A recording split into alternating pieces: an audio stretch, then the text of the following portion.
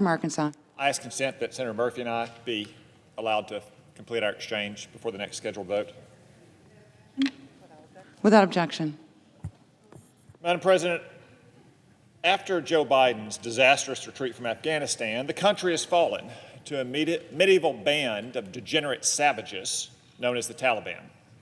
Despite its depraved behavior, you won't hear anyone in our government call the Taliban what it is, a terrorist organization.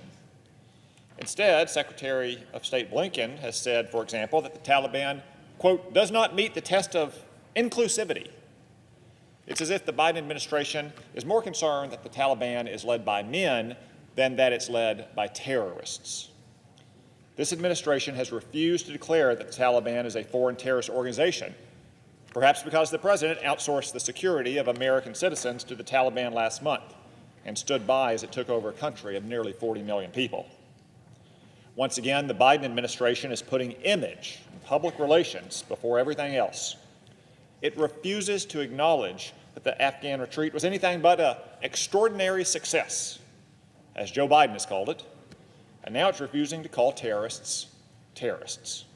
But the truth is obvious. If the Taliban isn't a foreign terrorist organization, what is?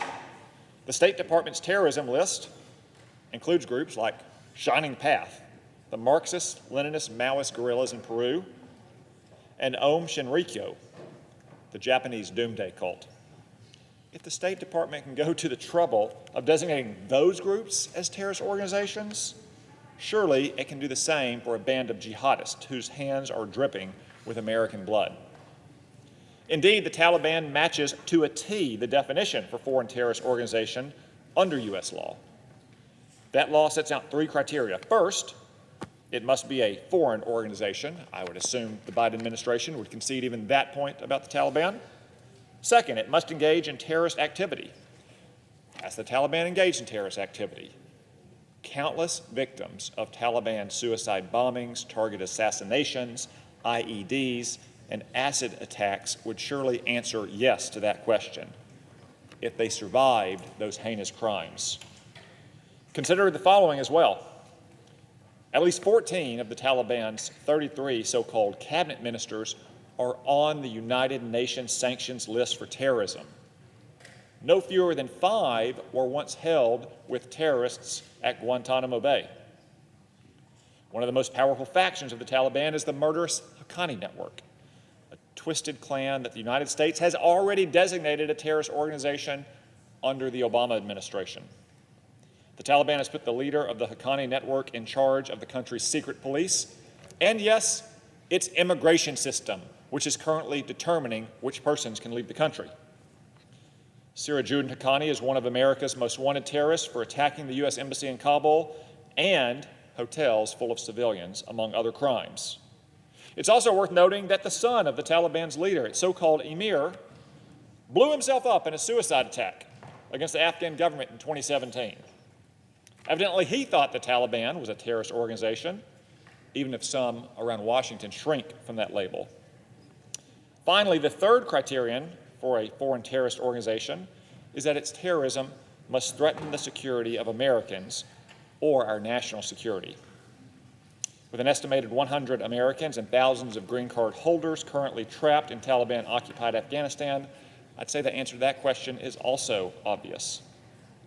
It would still be obvious even if we didn't face an active hostage situation, since the Taliban still provides a safe haven to al-Qaeda, who murdered thousands of Americans on September 11, 2001. And despite the Taliban's empty promises that it would never again help al-Qaeda, a recent United Nations report found that, quote, the Taliban and al-Qaeda remain closely aligned and show no indication of breaking ties. Al-Qaeda continues to pledge allegiance to the Taliban, and its regional affiliate even operates under the Taliban banner in Kandahar. Now, that's a national security threat to America, if there ever was one. So to summarize, the Taliban is run by terrorists, it associates with terrorists, and it engages in terrorism. The Biden administration's refusal to call a spade is a grave insult to the memory of the Taliban's victims and the tens of thousands of Americans who fought against it. It's worth remembering how many American lives the Taliban took, how many American warriors they maimed, and how many families they shattered. That's terrorism. So I'll be asking for unanimous consent for my bill, which would require Secretary Blinken to call the Taliban what they are: not a potential partner for Joe Biden, not a threat to inclusivity, but a terrorist organization.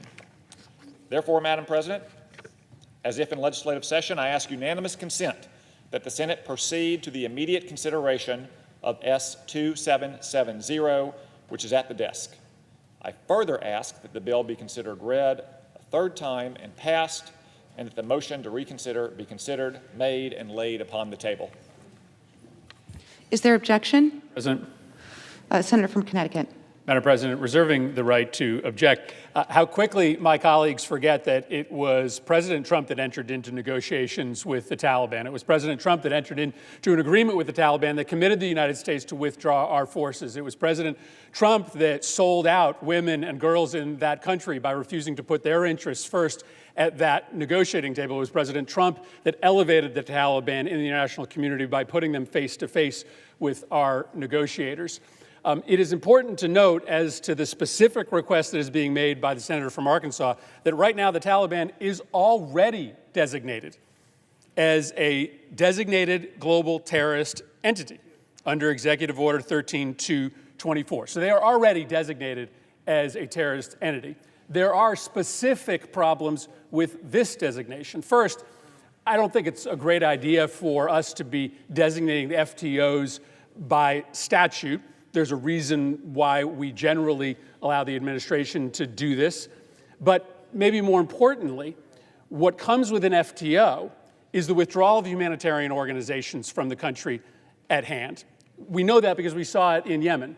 When President Trump designated the Houthis as an FTO for about a week, humanitarian organizations started pulling up their stakes. And right now, there are 18 million Afghans that are in need of life-saving humanitarian assistance. This is not the moment to take a step that will cause Afghans to starve to death. Second reason not to do this way is because, whether we like it or not, we are in communication through intermediaries with the Taliban to get our people out, to get our partners out. There are flights leaving on a regular basis.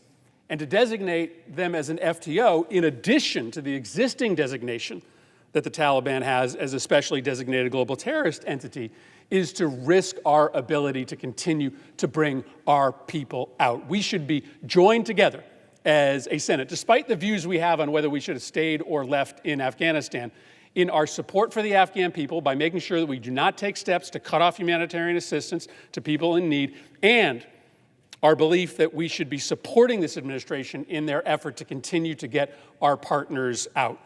This designation done this way will risk both of those initiatives, and for that reason, I object. Objection is heard. Senator from Arkansas. I share my colleagues' grave concerns about the humanitarian disaster in Afghanistan. I share his concerns about the fate of Americans and green card holders and their families and Afghans who fought alongside our troops who are also left behind in Afghanistan. Both of these crises, the humanitarian crisis and the crisis of Americans left behind Taliban enemy lines, are the responsibility of Joe Biden for his hapless, disorganized, chaotic execution of the withdrawal from that country. I yield the floor.